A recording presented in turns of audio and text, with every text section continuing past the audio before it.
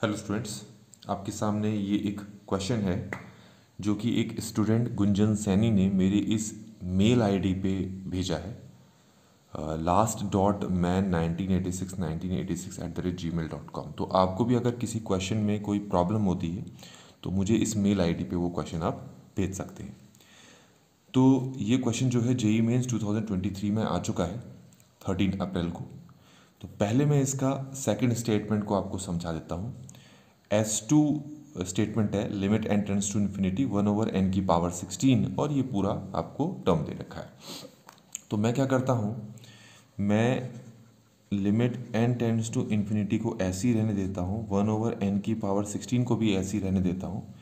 पर ये जो पूरी चीज़ आप देख रहे हैं 1 2 3 अप टू कहाँ तक जा रहा है, n तक, तो मैं इसकी जगह लिख लेता हूँ समीशन r की पावर लिख लेता हूँ 15 और यहाँ पर मेंशन कर देता हूँ कि r की इनिशियल वैल्यू 1 है और फाइनल वैल्यू n है। यहाँ तक मुझे लगता है आपको समझ में आ गया होगा। इसके बाद आपको क्या करना है कि ये जो n की पावर 16 आपको दिख रहा होगा इसमें 1/n अलग कर देते हैं और 1/n की पावर 15 अलग करके समीशन r इक्वल टू 1 से n r की पावर 15, ये भी क्लियर हो गया होगा। फिर limit n tends to infinity 1/n को ऐसे ही रखें और जो समीशन है, क्या है समीशन, इसको लिख सकते हैं r/n की पावर 15 और यहाँ मेंशन करना ना भूलें r की वैल्यू 1 से कहाँ तक है, n तक है। तो यहाँ तक आपको समझ में आ गया होगा ठीक से। अब आपको यहाँ तक पहुँचने के बाद कुछ रिप्लेसमेंट करनी है। हर बार आपको रिप्लेसमेंट करनी है जब r/n आपने सेपरेट कर लिया होगा समीशन के साथ और 1/n को समीशन से अलग कर दिया होगा। तो यहाँ तक पहुँचने के बाद अब आपको क्या करना है, ध्यान से देखिए, ये चीज़ इम्पॉर्टेंट है कि आप जो r/n है ना उसको आप क्या करेंगे, x से रिप्लेस करेंगे। ये पहली चीज़। 1/n को आप dx से रिप्लेस करेंगे। दूसरी चीज़, limit n tends to infinity summation, इस पूरे की जगह आप इंटीग्रेशन लगाएंगे जब भी r/n अलग होगा और 1/n अलग होगा। तो ये सारे के सारे रिप्लेसमेंट आपको यहाँ पर करने हैं। ठीक हो गया। तो अगर मैं सारे रिप्लेसमेंट आपको यहाँ पर दिखाऊं करके, तो देखें ये जो पूरा का पूरा है कैसे चेंज होगा।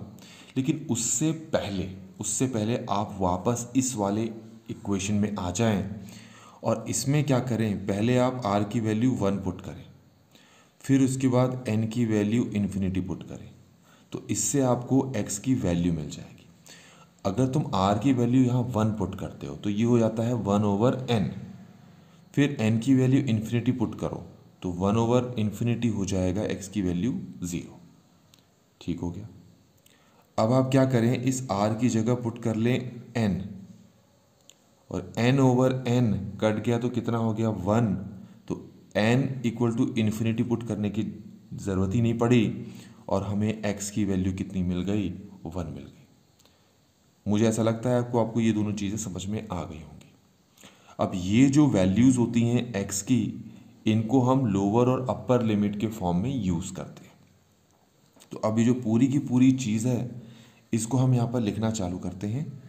तो क्या लिखेंगे ज़रा ध्यान से देखो, इंटीग्रेशन पता है ना किसकी बदले आ गया, और lower limit 0 upper limit 1, r/n की जगह हो गया x की पावर 15, 1/n की जगह हो गया dx। ठीक है। अब इसका आप इंटीग्रेशन खुद करोगे तो ये 1/16 आपको मिल जाएगा। तो ये वाला पार्ट आपको समझ में आ गया होगा। इसका मतलब है S2 स्टेटमेंट जो है वो ट्रू है। अब हम आते हैं S1 स्टेटमेंट में। S1 स्टेटमेंट में क्या करता हूँ, इन सबसे 2 बाहर निकाल लेता हूँ। तो मैं ज़रा ये करके दिखा रहा हूँ आपको फटाफट से। तो ये limit n tends to infinity 1/n² मैंने 2 निकाल लिया तो अंदर बचा 1 + 2 + 3 अप टू n, जिसका फॉर्मूला होता है n+1/2। अब ये 2 से ये 2 कैंसिल हो गया, n से ये n कैंसिल हो गया, तो limit n tends to infinity क्या बचा, n+1/n बचा। तो इसको मैं ऐसे लिख सकता हूँ 1+1/n। अब ये n की जगह ये इन्फिनिटी पुट कर दो तो आंसर कितना आ गया 1। तो इससे हमें पता लगता है कि both S1 and S2 are true, जो A है वो करेक्ट ऑप्शन है। तो आई होप कि बच्चों आपको ये वाला क्वेश्चन यहाँ पर समझ में आ गया हो।